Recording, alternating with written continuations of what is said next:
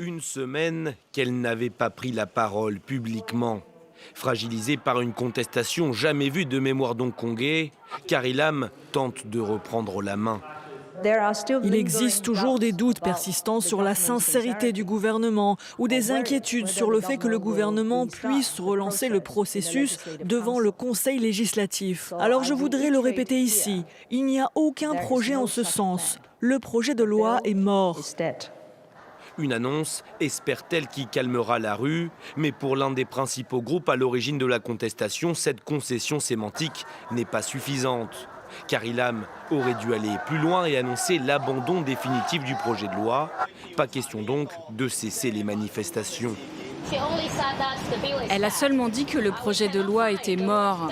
Mais le mot mort ne figure dans aucune loi de Hong Kong, ni dans aucune procédure du Conseil législatif.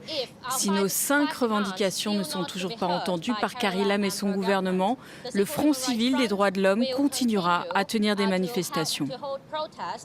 Les 5 demandes, les voici.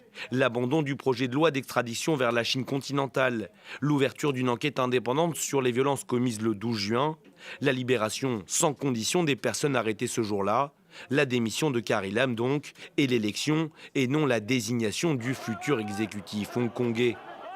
Sous la pression de la rue, le projet de loi d'extradition vers Pékin a été suspendu le 15 juin dernier.